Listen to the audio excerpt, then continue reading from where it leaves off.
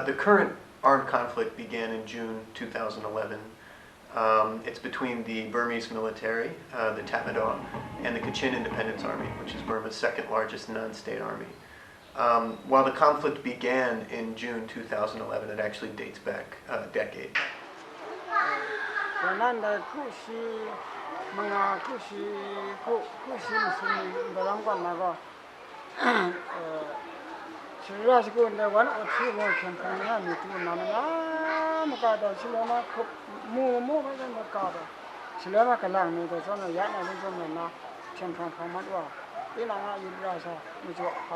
The two forces were operating under a ceasefire agreement for approximately 17 years, during which time there were no significant hostilities between the KIA and the Burmese army. We cannot say it's a very good period, but we can say that no fighting, but people are still no justice and peace. During the ceasefire period, we saw an upsurge in the exploitation of natural resources throughout the entire state. The Burmese government right now, they do not have concert and share the revenue or natural resources. That's why they want an example of the creation the conflict between ethnic state and the Burmese, the central government. The real feeling of the local community is that, oh, we have a lot of gold and the jade and everything, but we are so poor, when we look. There is no drinking water at all, polluted, water, river, and also polluted, and also the local community are so poor.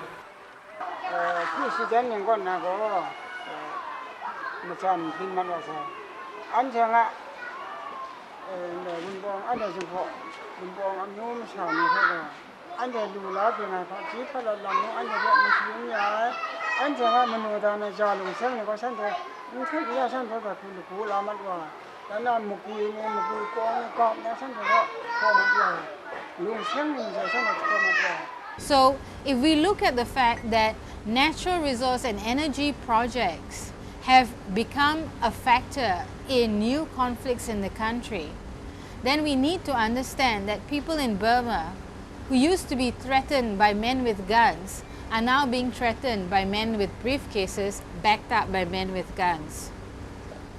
I mean that the conflict is just,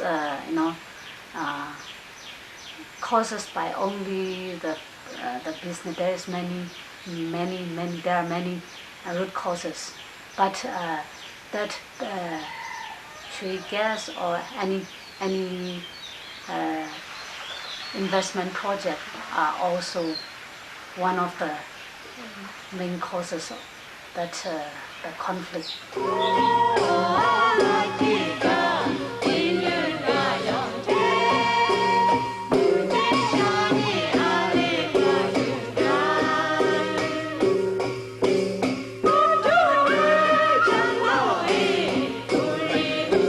Documented forced labor that has been used for project infrastructure on natural gas pipelines.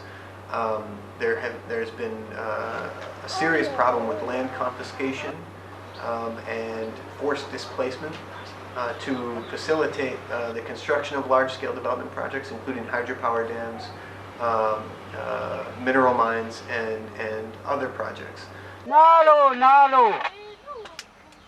In the past 2 years, since the war broke out in June 2011, we have seen mass murders of civilians, bombing of civilian targets such as schools and hospitals, gang rape and sexual assault of women by the military, and enforced disappearances, abductions that have taken place in full view of other witnesses and for which the authorities continue to deny any liability or any responsibility.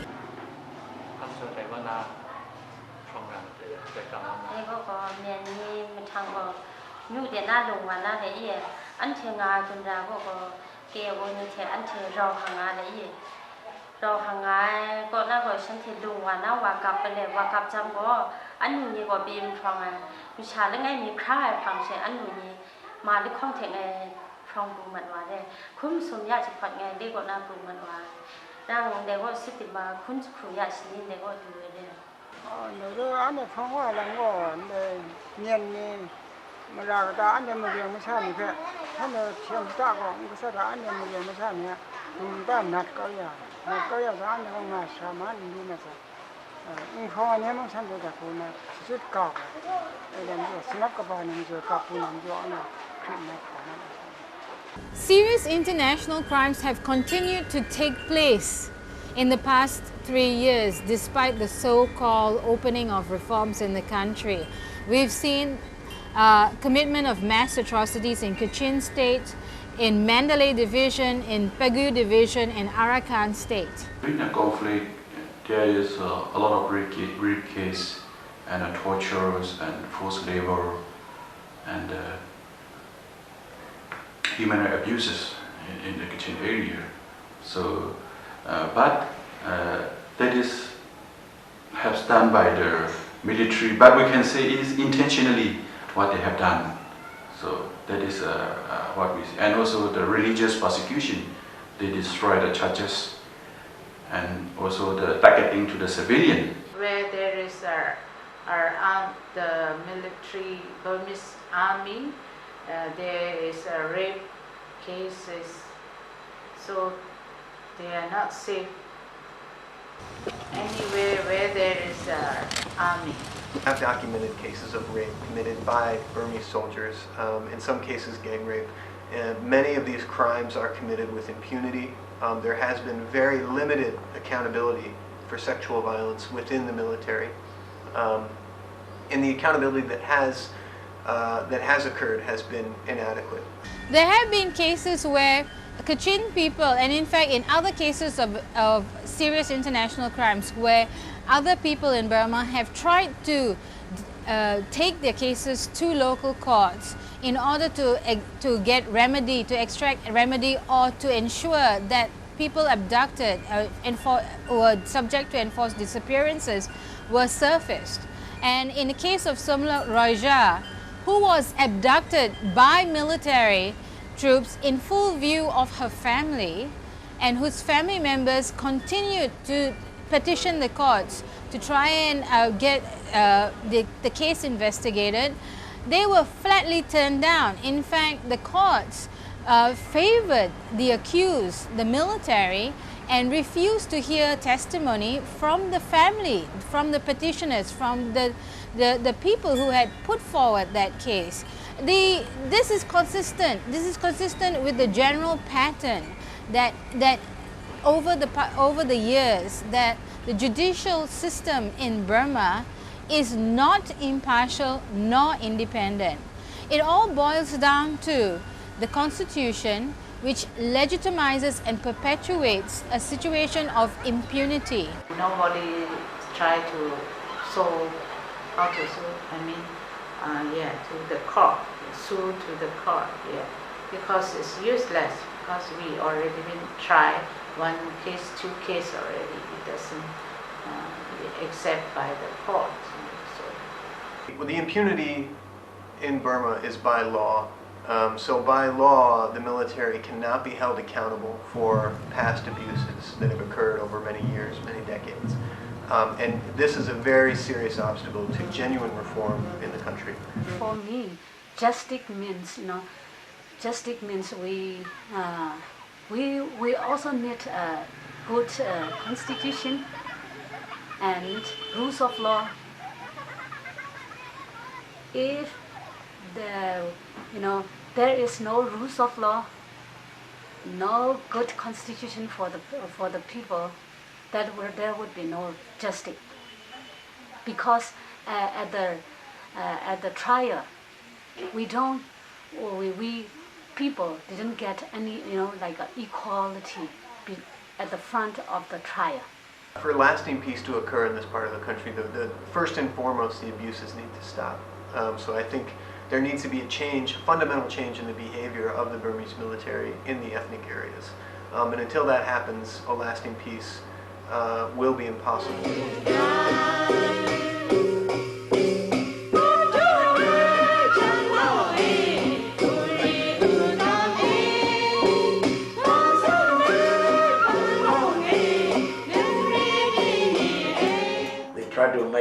Bambi's way to federalism now, very dangerous.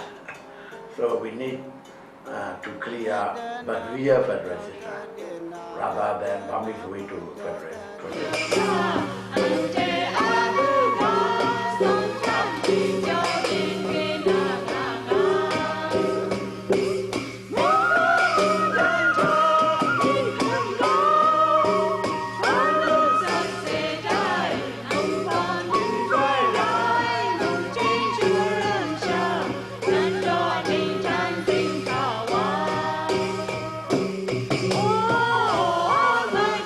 Ceasefire without political dialogue doesn't make sense. Otherwise, ceasefire is not sustainable without the move forward to the political dialogue.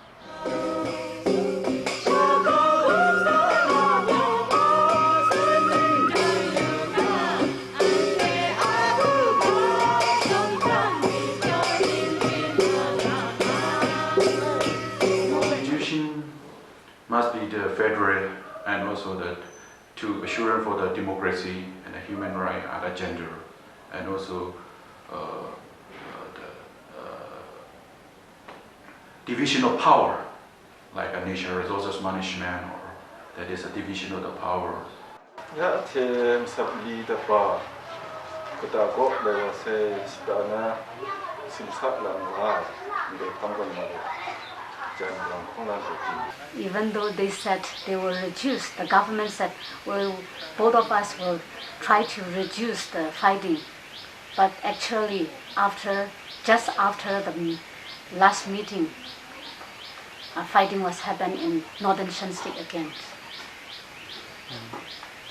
I heard that the fighting started because of the Burmese troops trying to enter, enter to the KIA territory.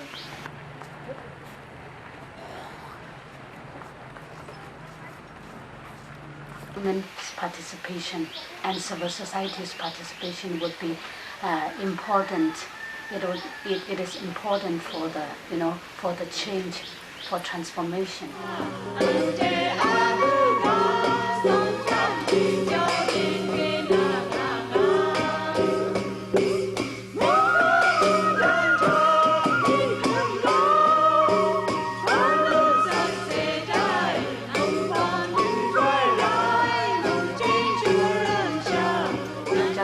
For the Kachin people, for all the people of Burma. So I would like to say ask the international community. I would like to say when you try to work involved with our government, try to think the people's need, the people's suffering also. Do no harm, do no harm to the people. The international community has disempowered itself by discarding sources of leverage and by not institutionalizing and embedding in all their agreements the commitment to international humanitarian law and human rights principles. So the regime itself is getting the message that yes, the international community will make statements, but they're not actually